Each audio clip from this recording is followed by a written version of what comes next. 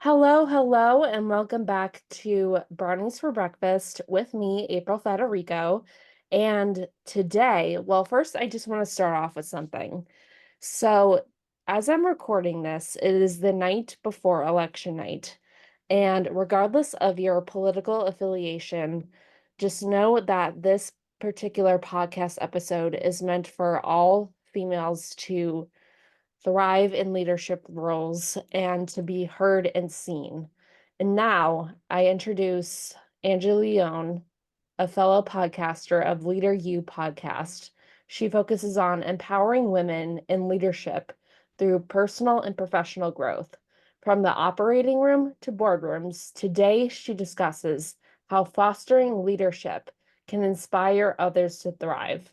So I'm curious, Angie, where did your leadership journey begin? Start from square one if you have to. All right. Well, thank you for having me on the podcast. It really means a lot to me to be able to speak and to be able to empower others, and which means basically to pour into them. And when I really think about my leadership journey, it began with beginning to lead myself from the inside out. Oftentimes we think of titles as what makes us a leader, or positions or roles, but really the leadership begins with yourself and knowing what your strengths are, knowing what your weaknesses are, knowing what your blind spots are, and getting feedback, and really it's what's going on inside. Well, all we can really see on the outside is behaviors. So we know there's a lot going on the inside. So becoming more of a self leader is how I tackled that. And that is how I really try to empower others, by helping them be more in control of themselves and what they would like out of their life versus being reactionary to what is happening around them. That is amazing. And yeah, you mentioned that, and this is a really interesting point that you brought up, leading yourself from the inside out. Could you expand more on that? I don't think I've ever heard that phrase before. Yeah. So I work a lot in the emotional intelligence space, and we all have a lot of emotions. And you mentioned there's an election tomorrow, a pretty big one that's going to impact the entire world. I don't know if you've ever heard it or not, but when the US sneezes, everybody else gets a cold. Yes. And that's a quote, and I don't remember who said it, but it's an old one. You can look it up. But it's true. What is happening here, regardless of what happens, we all get the opportunity to respond in a way, our emotions, and how we handle that situation. And that's a really good example. Speaking of where we are, there is an actual thing called emotion contagion, and being understanding of what is happening with yourself and with your emotions, and still living inside your values, even when you are hijacked emotionally because things didn't go your way, or it wasn't what you had hoped. All of these things that are super challenging for all of us.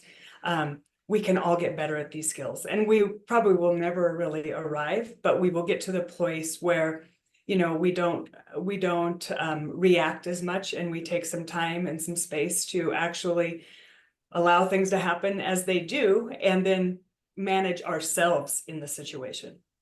Absolutely. Yeah, you bring up some really interesting points there.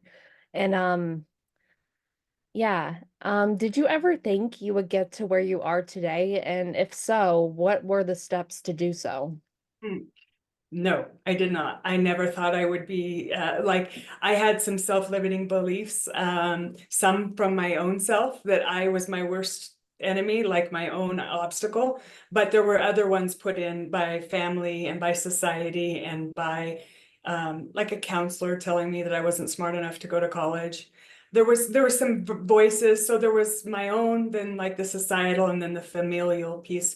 So all of those pieces were contributors to the script that I thought I needed to live for my life. And I really had to navigate whose script I was going to live by, and then start to make some decisions based on what my values are versus getting validation from other people. Amazing. And what was that pivotal moment when you realized that you are living for yourself, not for other people, but for yourself, and kind of challenging those limiting beliefs?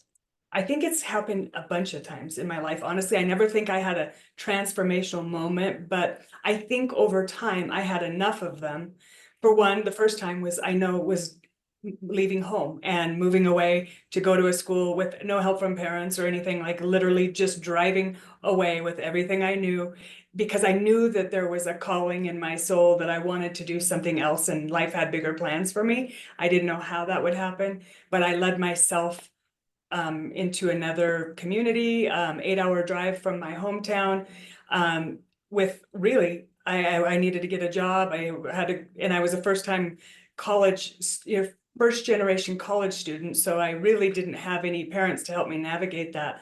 So me just driving away and deciding what I wanted for my life was the first step. And then there's been multiple other ones like relationships, friendships, jobs, marriages. There's been a lot of life quakes, things that happen in your life where you need to lead yourself and rely on your own wisdom and be true to yourself. And really recognize that life actually doesn't go the way you want it to very often. And you can plan as much as you want, but the plan only, it only works until it doesn't. So what's the plan B, and how do I pivot from, things that didn't turn out the way I had hoped that they would? Yeah. Yeah, I like how you say pivot.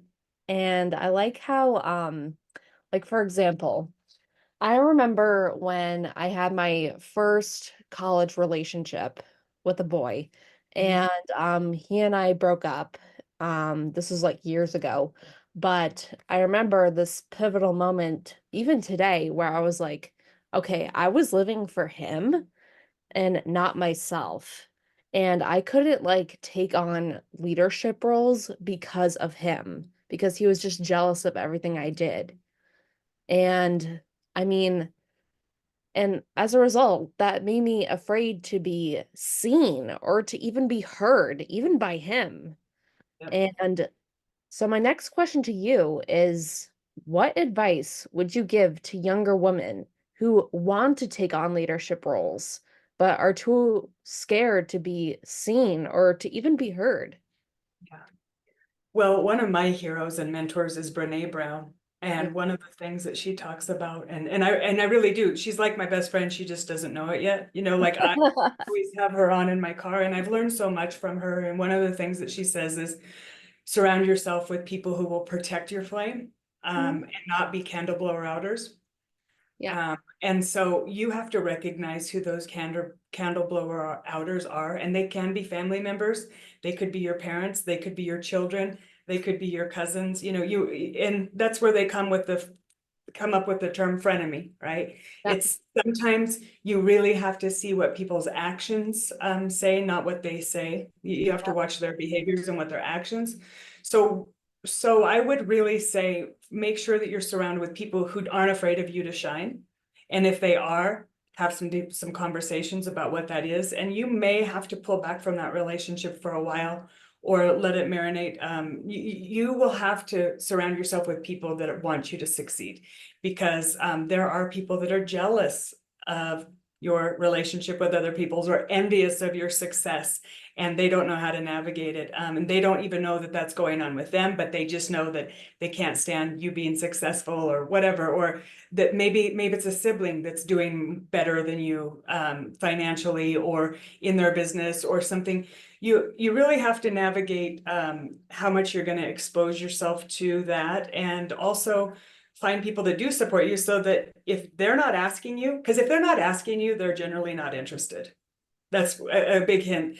If they're talking about themselves all the time and trying to still prove themselves and not asking anything about you, that's when you kind of know that this relationship is it's a one-way relationship where it's all about them, right? Exactly. And so I would just become more cognizant of it. And it doesn't mean you need to throw everybody out of your life and everybody's toxic or any of the stuff that you see on TikTok these days. It just means really knowing what you stand for, Hmm. knowing what you value, and not just actually, you may not even have the skills to actually live up to your values. This is what I'm learning. Over time, I've learned that a lot of people value accountability, and they'll value it, but they're not able to have a difficult conversation with somebody. And hold them accountable to what they've said or done. And so sometimes it just comes down to skill building and recognizing that we might need area, like let's say it's difficult conversations. Maybe you back down and send a text, or you only write it out an email, or you're a great keyboard warrior, but you're not very good at having a difficult conversation one-on-one. So maybe that's a skill that you need to admit that I'm not good at it yet. And I'm going to invest in this skill because I want my relationships to be better, whether it's at work, whether it's at home, or whether it's in my friend circle. But admitting that you might need some skill building, because we all do. Yeah, I like that idea of skill building actually, because like personally, I know I'm not good at confrontation at all. In fact, I avoid confrontation at all costs, and that's just like the extrovert in me. And Mhm. um, I am actually curious, what is leadership? Is it Leadership You podcast or Leader You podcast? Leader you. It just means basically it's a kind of a, you go there to lead yourself. So we've got podcasts and we have blogs that help you navigate your own leadership journey. So let's just say difficult conversations is one that you struggle with. First off, let's just take it back to that is a self-limiting belief in itself. Just saying that I'm not good with conflict, actually that can keep you in that space. Yeah. So we could say, is that serving you anymore? Is that belief serving you anymore? Yeah. It's a tough question to answer. But it's a good one. Because it challenges me to think. And this Mm-hmm. is like the whole point of the podcast. Mm-hmm. Um, and I would say that, yeah, this is a really tough question. Yeah, I would say that yeah, conflict has always been a hard thing for me to handle because like I grew up as a really shy kid. And like by shy, I mean like I would hide behind my father's back, like when we were in public, and he would just try to force me to come out. And I'm just like, no, I want to stay behind you. Mm-hmm. And this was the fear of being seen, being afraid to rock the boat, so to speak, which I wasn't afraid of doing until high school. Mm-hmm. Um, and believe it or not, I went to an all-girls Catholic high school and I practiced tarot, so that was kind of controversial in and of itself. Yeah. And I wasn't afraid to challenge anybody really. But until college, um, yeah, when I got into that relationship and I was like surrounded by, boys and girls alike, and obviously with two conflicting opinions, like meaning like political affiliation, so on and so forth. Because I went to a pretty political college campus at first Mm-hmm. until I transferred to Roger Williams. And then uh yeah, it was just like difficult for me to like try to fit the mold, but at the same time it wasn't. So like um I remember being with my boyfriend at the time in the RA's office because he was an RA. And this his fellow RA was he was a little intoxicated, but he was like rambling on and on and on about the current political system. And this is when Obama was in office. Mm-hmm. And he turns to me and he goes like, April, I'm really proud of you. Like, I know you're tired, but you look like you want to say something. Yeah.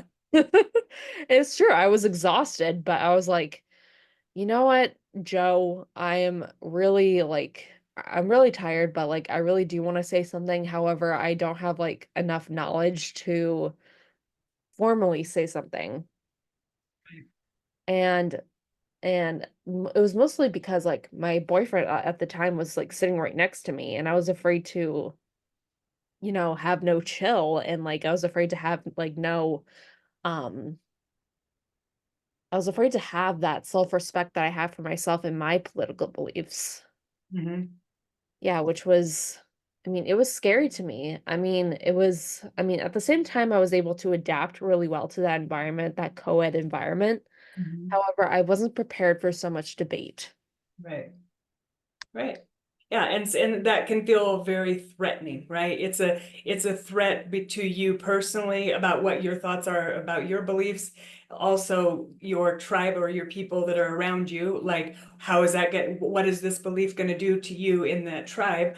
And then as a society as a whole, as you think of all of those different pieces, like, so going back to the question, is that limiting belief that you are not good with conflict, it's maybe true, but it's also going to keep you there.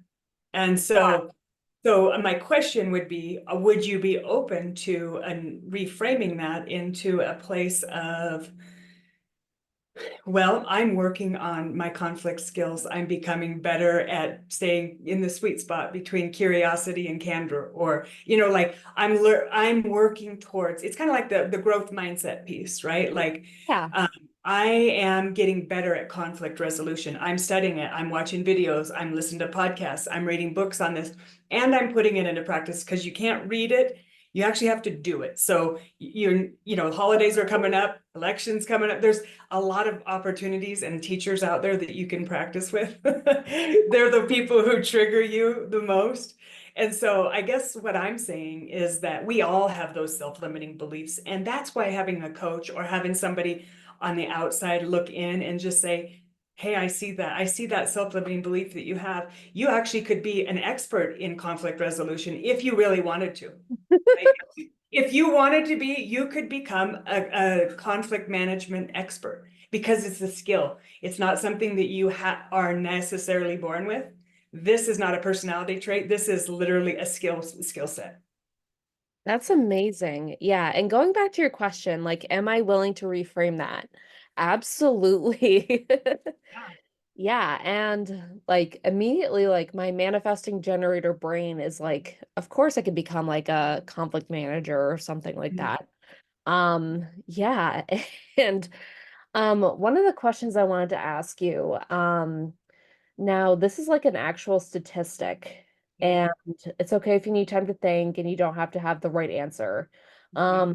But and I'm gonna cite this statistic in the show notes here. So companies in the top 10% for financial performance have more women leaders. And whereas with 29% of women leaders compared to only 23% women leaders in underperforming companies. So, what do you think, having been in leadership positions for so long and in so many, what do you think are the steps to improve this inclusion of women in business, especially in leadership roles? Wow, that is a deep question and a lot of statistics. What I can say in my lived experience Mhm. is that women often underestimate themselves, number one. Yes. Um, Yeah. and we do know statistically that men tend to overestimate their abilities and women tend to underestimate their abilities. Yeah. That's a real stat. So I can look it up. There's Mhm. studies that have been done on that. Mhm. And so first of all, recognize that as a woman, you probably have some self-limiting beliefs about your abilities of not being good enough, not being smart enough, not, all the imposter syndrome type things. So I think one of the ways that I like to help them is to empower them with, this is skill building. And even though you aren't good at it yet, we can, if you want to be better at public speaking, we can get you there. But we have to quit using the language that I'm not good at this. I'm not good at math. I can't public speak. I could never do this. Like the language that we use can be the wardrobe for the soul, right? Like it Yeah. literally can put us in a straitjacket, and we can't move forward if that's our belief. So openness is really the antidote. Becoming more open and willing that I could learn to do anything I wanted to learn if I put in the time and effort. But it isn't, it's going to be work. It's not going to be easy, but it's a skill that you can build. And so leadership skills are skills that can be built. There's tools, there's frameworks, there's research on it. And you can learn leadership skills. And the better leader you are, not because of title, but because of how you lead yourself, people will be attracted to you magnetically, because you are lifting them up, and you do allow them to shine. And when you allow other people to shine and you see the talent in them and the potential, the hidden potential, I really believe everybody is a gem, and everybody just needs a little bit of polishing. Some need just a soft cloth and then they'll be really shiny. Some people like me need a jackhammer. Like I needed a jackhammer to like chip away the things that weren't me, and the ego and all of the things that got in the way earlier on in life. So as younger women, as I think about, for one, listen to older women.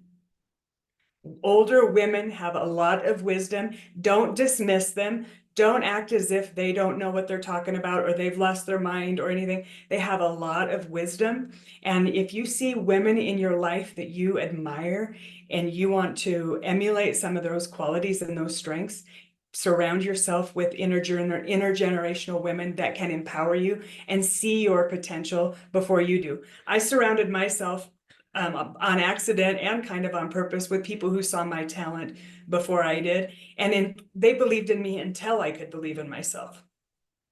Amazing. Yeah, I was just about to ask, like, do you credit any specific mentor in your journey or I have a few. I sure. have two women mentors that really well. I have a hero woman, and she was my angel, my Aunt Babe, and she Oh. wasn't as much of as a mentor, but as a parental figure for me when I was growing up. Yeah. And so she was more of a hero. Then I had early on in my career, I had two really impressive people. One was my instructor when I went through the surgical technology program, and I became a surgical tech, and she was a great mentor to me and a friend. And then when I started scrubbing in the operating room doing plastic surgery, I had a really good mentor. She was incredible. So she was a great mentor too. I've had quite a few more, and like I said, I have mentors that are that I listen to. Mel Robbins would be one of those. I look to Mel Robbins. I look to Brene Brown. I love the podcast Wiser Than Me by Julia Louise-Dreyfus. She Hmm. has, and she takes all these older women's wisdom and distills it for us. And so now I have a lot of male role models too. So I am not anti-man, and I love my husband, and I am literally a fan of men. I just can't speak to men's issues. I can Right, speak to women's issues. And right. so people often ask me, why are you doing a women's retreat? I'm like, because I'm a woman and I'm dealing with women things. My husband was happy to lead a men's retreat, do this, or we can even do a couples. Like, this is a thing that we can do, but this is the space I live in, and this is the area that I feel most comfortable. And so I want men to be empowered, and I think boys and men need it more than ever as well. I'm just not the person to do it because I haven't lived as a man before, and I don't know the exact struggles that they have. My husband's really good at that, and opening a space where men can be emotional and share what's actually going on under the surface so that they can lead more effectively on the outside. Amazing. Yeah, I would say my boyfriend now is really good at that as well. In fact, he gave me this pivotal advice about entrepreneurship, and it's the only way it doesn't happen is if you stop. Would you agree with that? Yeah, I mean, you got to keep moving. And if I mean, still some things may not go the way you planned, but keeping moving and consistency, I would say consistency is one of the most underrated skills and things that will take you the furthest in life. Whether that's in diet, exercise, work, consistency is key in everything you do. Absolutely. I could not agree more. Yeah. Sometimes we're so afraid to start though. And so it's like you got to start taking those micro steps. And I think oftentimes we think we have to take these big, gigantic steps. And it might just be a tiny little step, like speaking up in a meeting, or asking a question when you feel embarrassed to ask it. So those little steps actually create bravery. You become braver every time you do those. And every one of us has an inner coward and an inner brave person, right? So we get to decide if we want to step up and ask the question, or to say, I'm not sure, I have a question here. But there's social pressure. So you often wonder, I wonder what people are going to think. Am I not smart? Or are they going to think that, poorly of me?